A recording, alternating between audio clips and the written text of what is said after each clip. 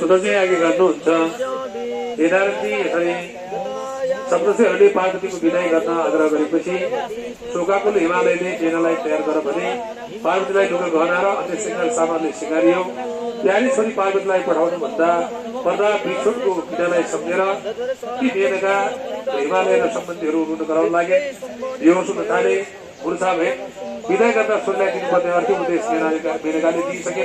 शोका लागि अनुरोध गरेकी पितृ ब्राह्मण पत्नीले पतिव्रता धर्मको चाहिने उपदेश दिने क्रममा पनि पार्वतीलाई यसो भनेर पतिव्रता धर्मको बारेमा जानकारी गराउनुभयो। हे बाले भन्नु गर्ने सुन पतिव्रता धर्म नारीहरूले सावित्री आदि नारीहरू हुन गए विश्वविख्यात जस्तै गर्छन्। बर्बादीहरू पतिपति व्रतको मान सम्मान धेरै वर्णन वेदारी ग्रन्थहरू पनि त्यसको गर्दछन् बारै।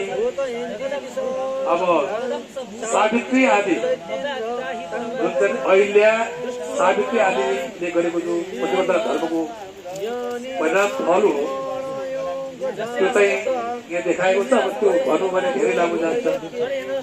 सावित्रीले अल्पायु भएका सत्यवानलाई पतिव्रता धर्मले आफ्नो शक्तिको तपोबलबाट यमराजले लगेको अवस्थामा यमराजबाट चाहिँ आफ्नो पतिको प्राणलाई सत्यताको आधारमा फिर्ता लिएर चाहिँ बचाएकी।